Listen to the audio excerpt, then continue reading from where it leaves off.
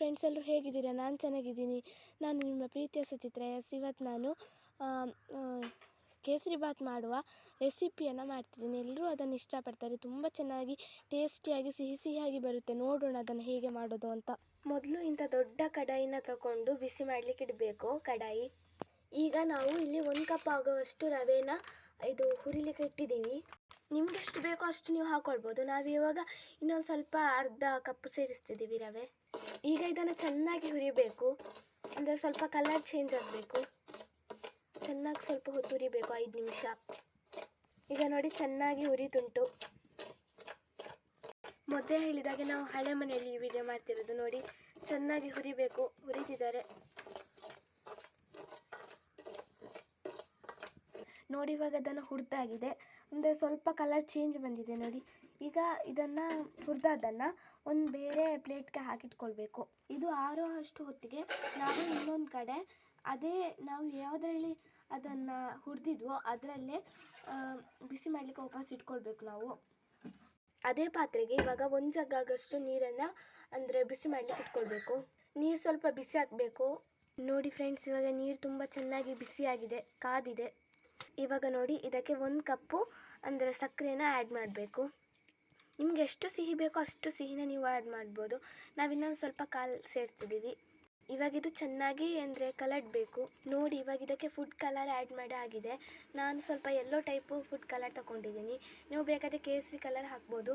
ಇವಾಗ ಇದಕ್ಕೆ ಸ್ವಲ್ಪ ನಾನು ರುಚಿಗೆ ತಕ್ಕಷ್ಟು ಉಪ್ಪನ್ನು ಆ್ಯಡ್ ಮಾಡಿದ್ದೀನಿ. ನೋಡಿ ಇವಾಗ ಸಕ್ಕರೆ ಕಲಡ್ತಿದೆ. ಇವಾಗ ನಾವು ಇನ್ನೊಂದು ಕಡೆ ಒಂದು ಪ್ಲೇಟ್ನ ಇಟ್ಕೊಳ್ಬೇಕು. ಅದು ಯಾಕಂದರೆ ಅದನ್ನು ಕ್ಷೀರನ ಇದು ಟ್ರೇಯಲ್ಲಿ ಹಾಕಲಿಕ್ಕೆ ನಮ್ಮ ಹತ್ರ ಟ್ರೇ ಇಲ್ಲ. ಹಾಗೆ ನಾವು ಒಂದು ಪ್ಲೇಟಲ್ಲಿ ಹೊಯ್ದಿಡ್ತಿದ್ದೀವಿ. ಈಗ ಸ್ವಲ್ಪ ಅದಕ್ಕೆ ತುಪ್ಪ ಹಾಕಬೇಕು. ತುಪ್ಪನ ಚೆನ್ನಾಗಿ ಸ್ಪ್ರೆಡ್ ಮಾಡಬೇಕು ಪ್ಲೇಟೆಲ್ಲ, ಇಲ್ಲದಿದ್ದು ಏಳುವುದಿಲ್ಲ. ಇವಾಗ ನೋಡಿ ಎಲ್ಲ ಕಡೆ ಸ್ಪ್ರೆಡ್ ಮಾಡಿ ಆಗಿದೆ. ಇವಾಗ ನೋಡಿ ಚೆನ್ನಾಗಿ ಕಲರ್ ಎಲ್ಲ ಬಂದಿದೆ, ಸಕ್ಕರೆ ಎಲ್ಲ ಕರಗಿದೆ. ಈಗ ಇದಕ್ಕೆ ಸ್ವಲ್ಪ ಏಲಕ್ಕಿ ಪುಡಿನ ನಾವು ಆ್ಯಡ್ ಮಾಡಬೇಕು. ಯಾಕಂದರೆ ಚೆನ್ನಾಗಿ ಸ್ಮೆಲ್ ಬರಲಿಕ್ಕೆ ಏಲಕ್ಕಿ ಪುಡಿನ ಆ್ಯಡ್ ಮಾಡಿ ಈ ಥರ ಚೆನ್ನಾಗಿ ಅದನ್ನು ಮಿಕ್ಸ್ ಮಾಡಬೇಕು. ಈಗ ಇದಕ್ಕೆ ಸ್ವಲ್ಪ ತುಪ್ಪನ ಹಾಕಬೇಕು. ತುಪ್ಪ ಹಾಕಿದರೆ ಚೆನ್ನಾಗಿ ಸ್ಮೆಲ್ ಕೂಡ ಬರುತ್ತೆ ಮತ್ತು ಚೆನ್ನಾಗಿ ರುಚಿಯಾಗಿ ತುಂಬ ಚೆನ್ನಾಗಿ ಬರುತ್ತೆ. ಈಗ ನೋಡಿ ಇದು ಚೆನ್ನಾಗಿ ಬಂದಿದೆ. ಈಗ ನೋಡಿ ಇದಕ್ಕೆ ಸ್ವಲ್ಪನೇ ರವೆನ ಹಾಕ್ತಾ ಬರಬೇಕು. ಒಂದು ಕೈಯಲ್ಲಿ ಹಾಕಬೇಕು, ಇನ್ನೊಂದು ಕೈಯಲ್ಲಿ ಮಿಕ್ಸ್ ಮಾಡಬೇಕು. ಇಲ್ಲದಿದ್ದರೆ ಅದು ಉಂಡೆ ಆಗಿ ಗಟ್ಟಿ ನಿಲ್ಲುತ್ತೆ. ನೋಡಿ ಈ ಥರ ಹಾಕ್ಕೊಂಡು ಚೆನ್ನಾಗಿ ಮಿಕ್ಸ್ ಕೂಡ ಮಾಡಬೇಕು. ಮಿಕ್ಸ್ ಮಾಡ್ತಾನೇ ಇರಬೇಕು. ನಾವಿದಕ್ಕೆ ದ್ರಾಕ್ಷಿ ಗೋಡಂಬಿ ಹಾಕಲಿಲ್ಲ ಏನು, ಇದಕ್ಕೆ ಹಾಕಬೇಕು. ಈ ಥರ ಮಾಡ್ತಿರುವಾಗಲೇ ಹಾಕಿರಬೇಕು. ನಾವು ಬರೀ ಏಲಕ್ಕಿ ಹುಡಿ ಮಾತ್ರ ಹಾಕಿದ್ದು. ಇಲ್ಲ, ನಮ್ಮ ಹತ್ರ ಇದೆ ದ್ರಾಕ್ಷಿ ಗೋಡಂಬಿ. ನೋಡಿ ಇವಾಗ ಇದು ಚೆನ್ನಾಗಿ ಬಂದಿದೆ, ಹುರಿದಿಡುವ ಟೈಪು ಗಟ್ಟಿಯಾಗಿ. ಇವಾಗ ಇದಕ್ಕೆ ನಾವು ದ್ರಾಕ್ಷಿ ಗೋಡಂಬಿನ ಹಾಕಬೇಕು. ಇವಾಗ ನಾವು ಹಾಕಬೇಕದು. ಚೆನ್ನಾಗಿ ಹಾಕಿ ಸ್ವಲ್ಪ ಮಿಕ್ಸ್ ಮಾಡಬೇಕು. ಇದನ್ನು ಹಾಕಿ ಆದಮೇಲೆ 1 ಸೆಕೆಂಡು ಬಿಡಬಾರ್ದು, ಮಿಕ್ಸ್ ಮಾಡ್ತಾನೇ ಇರಬೇಕು. ಇಲ್ಲದಿದ್ದರೆ ಅದು ಅಲ್ಲಿ ಉಂಡೆ ಥರ ಬರುತ್ತೆ, ಅದು ಗಟ್ಟಿಯಾಗಿ ಸಿಗುತ್ತೆ. ಇಲ್ಲದಿದ್ದರೆ ಸ್ಮೂತಾಗಿ ಚೆನ್ನಾಗಿ ಬಾಯಲ್ಲಿ ಬೆಣ್ಣೆ ಕರಗಿದ ಹಾಗಿರುತ್ತೆ. ನೋಡಿ ಈ ಥರ ತಳ ಬಿಡಬೇಕು, ಆವಾಗ ಬೆಂದಿದೆ ಅಂತ ಅರ್ಥ. ನೋಡಿ ಈ ಥರ ಚೆನ್ನಾಗಿ ತಳ ಬಿಡಬೇಕು. ಈಗ ನೋಡಿ ಇದೀಗ ಆಗಿದೆ. ಇದನ್ನೀಗ ಪ್ಲೇಟಿಗೆ ಈಗ ಇಡಬೇಕು, ಹಾಕಬೇಕು. ಈಗ ಸ್ವಲ್ಪನೇ ಹಾಕ್ತಾ ಬರಬೇಕು. ಆಮೇಲೆ ಚೆನ್ನಾಗಿ ಅದನ್ನು ಪ್ರೆಸ್ ಮಾಡಿದರೆ ಆಯಿತು. ಈಗ ಎಲ್ಲ ಪ್ಲೇಟಿಗೆಲ್ಲ ಹಾಕಿ ಆಯಿತು. ಇವಾಗ ಇದನ್ನು ಚೆನ್ನಾಗಿ ಪ್ರೆಸ್ ಮಾಡಬೇಕು. ನೋಡಿ ಇವಾಗ ಇದೆಲ್ಲ ಆಯಿತು. ಇನ್ನು ಅರ್ಧ ಗಂಟೆ ಇದನ್ನು ಆರಲಿಕ್ಕೆ ಬಿಡಬೇಕು. ನೋಡಿ ಫ್ರೆಂಡ್ಸ್, ಇವಾಗ ಇದು ಆಗಿದೆ. ನೋಡಿ ಎಷ್ಟು ಚೆನ್ನಾಗಿ ಇದೆಲ್ಲ ಆರಿದೆ. ಇವಾಗ ಇದನ್ನು ಇನ್ನು ಕಟ್ ಮಾಡೋದು. ನೋಡಿ ಇವಾಗ ಇದನ್ನು ಕಟ್ ಮಾಡೋದು. ನೀವು ಯಾವ ಶೇಪಲ್ಲಿ ಬೇಕಾದರೂ ಕಟ್ ಮಾಡ್ಕೊಳ್ಬೋದು. ನಾನು ಸ್ವಲ್ಪ ಚೌಕ ಶೇಪಲ್ಲಿ ಕಟ್ ಮಾಡ್ಕೊಳ್ಳೋದು.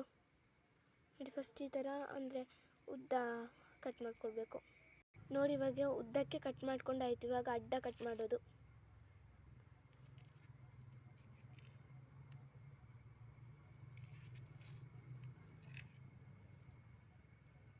ನೋಡಿ ಚಂದ ಸ್ಮೂತಾಗಿ ಪೀಸ್ ಎಳ್ಕಿ ಬರ್ತದೆ ನೋಡಿ.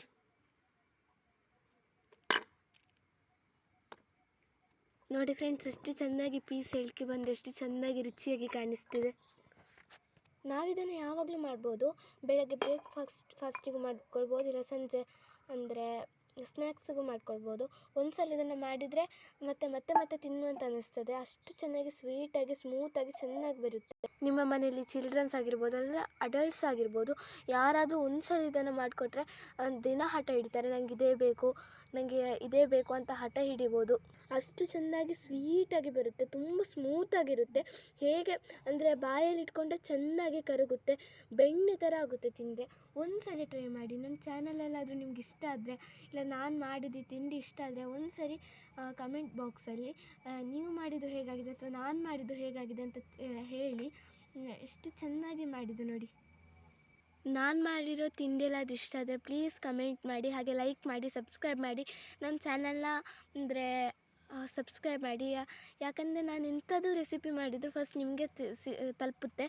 ಹಾಗೆ ನನ್ನ ಚಾನಲ್ನ ಸಬ್ಸ್ಕ್ರೈಬ್ ಮಾಡಿ. ಫಸ್ಟ್ ಟೈಮ್ ನೋಡ್ತಿದ್ದು ಸಬ್ಸ್ಕ್ರೈಬ್ ಮಾಡಿ, ಲಾಸ್ಟ್ ಟೈಮ್ ನೋಡ್ತಿದ್ದು ಸಬ್ಸ್ಕ್ರೈಬ್ ಮಾಡಿ. ಅಷ್ಟು ಚೆನ್ನಾಗಿರೋ ಸ್ವೀಟ್ ಮಾಡಿದ್ದೀನಿ. ಪ್ಲೀಸ್ ನನ್ನ ಚಾನಲ್ನ ಸಬ್ಸ್ಕ್ರೈಬ್ ಮಾಡಿ. ಹಾಗೆ ನನ್ನ ಈ ಒಂದು ರೆಸಿಪಿ ಮಾಡಿದ ವಿಡಿಯೋನ ಮುಗಿಸ್ತಿದ್ದೀನಿ. ತುಂಬ ಚೆನ್ನಾಗಾಗಿದೆ ಕೇಸರಿ ಬಾತು. ನೀವು ಇದನ್ನು ಟ್ರೈ ಮಾಡಿ ಅಂತ ಹೇಳ್ತಾ ಥ್ಯಾಂಕ್ ಯು ಫಾರ್ ವಾಚಿಂಗ್.